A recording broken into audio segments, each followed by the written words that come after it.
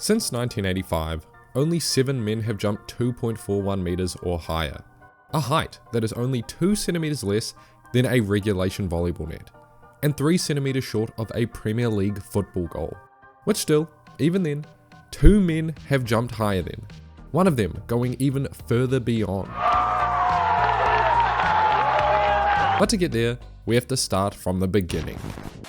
Igor Paklin, representing the USSR, would become the first of 7 men to go clear of 2.41 meters. Third attempt, running in with incredible speed, sinking low into his penultimate, and clears this height without even a tickle of the bar. A new world record only 1 month after 2.4 meters was cleared for the very first time in history. And what might look subtle, this sink into his penultimate would become the blueprint for Soviet and Russian jumpers of the future.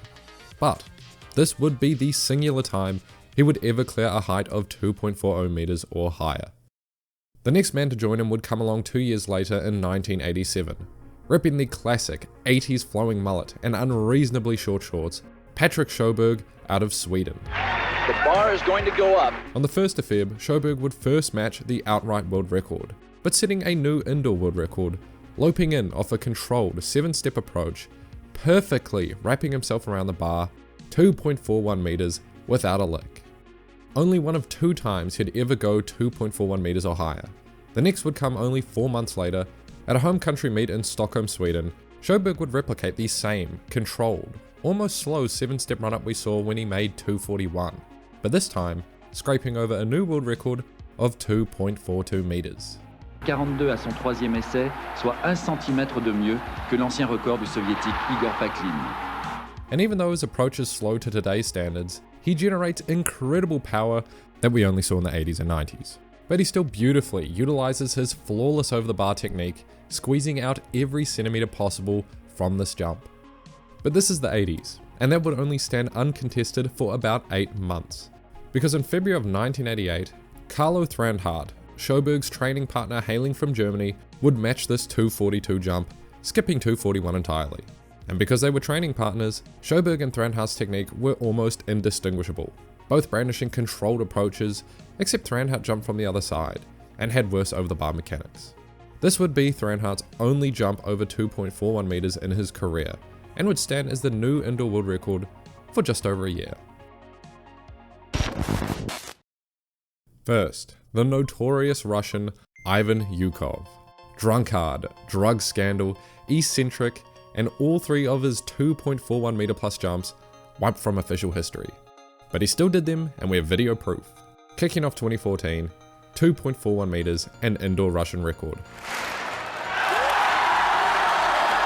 And showing us that even as years pass by, the Soviet style of jumping is still alive, planting his penultimate step flat, sinking low at takeoff to explode over the bar.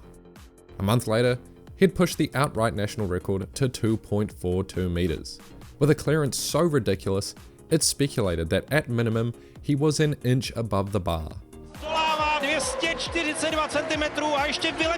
And with the camera angles provided, there's no disputing this fact. And again, in the same year, at the beginning of outdoor in May, he'd add another 2.41 to the bank, this time with a tickle and almost knocking down the upright as he came off the mat. And somehow with jumps like these, he wasn't even close to being the best jumper in 2014. Bohdan Bondarenko of Ukraine also cleared 2.41 meters plus 3 times, but in a more modernized style of jumping. A long approach, incredible speed, maintaining upright posture the entire run, and an unbelievably quick takeoff for someone who is 6'6" tall. And while he was very stiff over the bar, both Bondarenko's 2.41 clearances would go well clear.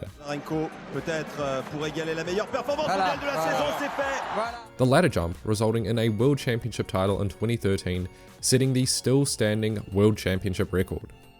1 year later, he'd also cleared 2.42 for the official number 3 spot on the all-time list. And in a competition where Mutaz Essa Barshim from Qatar jumped the exact same height. Barshim was the second best to have ever done it, with 6 clearances of 2.41 plus and above. And truthfully, some of these jumps were just straight filthy. Jumping against Bondarenko, Barshim would go clear of 241 for the first time. Ну а Баршим идет дальше. 2:41. Сколько? And to many, Barshim would be the perfect jumper. Incredible focus, speed, flawless form over the bar, and the margins of his clearances left you with a feeling that there was way more left to give.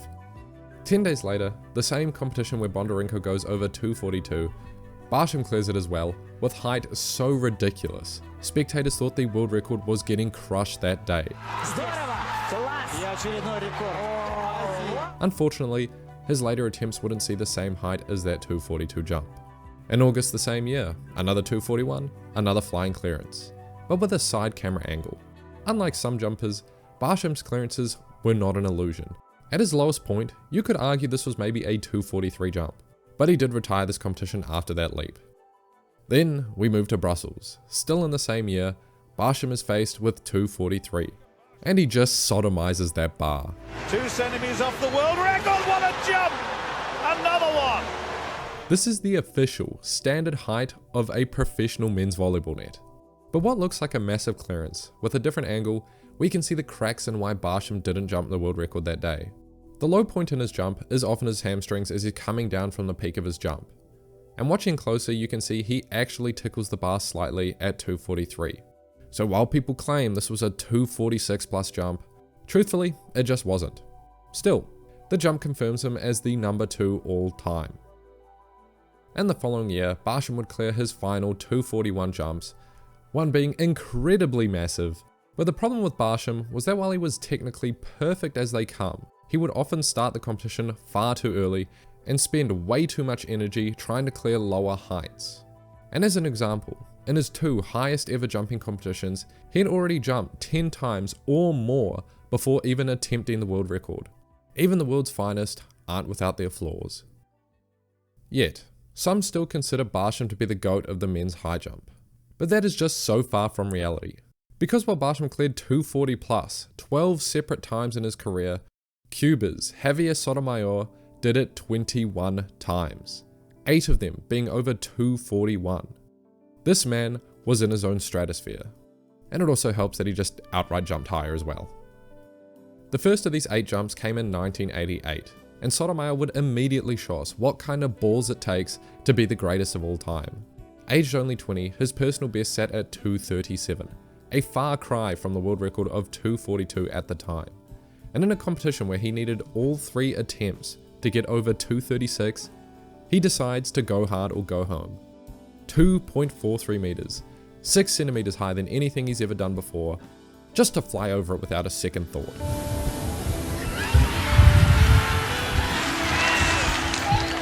Sotomayor's first world record was purely willed into existence because there were absolutely no signs of this happening before that day. At just 20 years old, he was on top out of nowhere. At the start of the next season, Sotomayor would show off his newfound world record confidence, replicating another 243 right out the bat. He's over! That is a world record! A world record! 2 meters 43! He's done it! And A pretty hefty scrape, but confirming to any doubters, he was the real deal. And I'm not messing about when I say that. He did this at a World Indoor Championship to win by 8 centimeters against the previous Olympic champion and world record holder, en route to setting a new world indoor record that still stands 35 years later. Sotomayor was cold, and with a 243 this early in the year, jumping higher was only a matter of time.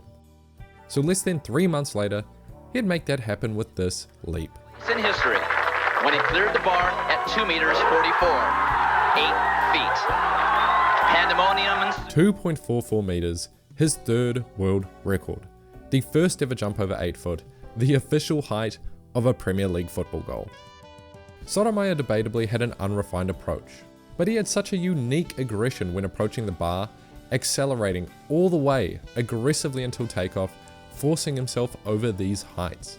And the proof is in the pudding, because he was even recorded to have the highest max velocity during his approach than any of the jumpers in the 80 to 90s era. Speed is always king. But after this, a few years of mediocre jumping ensued. Mediocre to him anyway, before having the best 2 seasons of his career. 1993 would kick off with World Indoors, leaping 241, barely beating out the previous world record holder Patrik Sjoberg. But this 241 was simply a taste test, before Sotomayor would reveal a jump that would become this sport's magnum opus for 31 years and counting. Eyes closed, visualizing the jump, a method he still values till this day, Sotomayor begins his approach with a flying sprint, attacking this bar.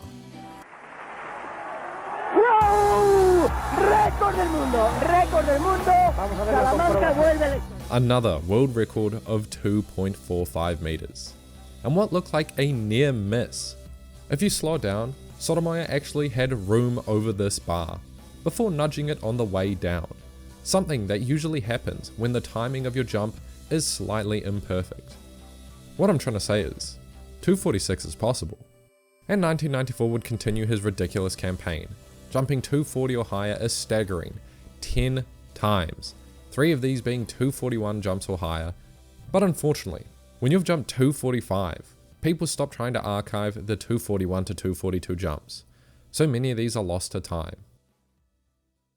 Even after upgrades in shoes, track surfaces, training, nutrition, Sotomayor still stands at the top 31 years later, being the only man to have cleared 8 feet and more, the height of a Premier League soccer goal. Hope you enjoyed this glorified compilation of 241 plus jumps. Extra thanks to the patrons, of course, and subscribe for more track and field only content. Bye.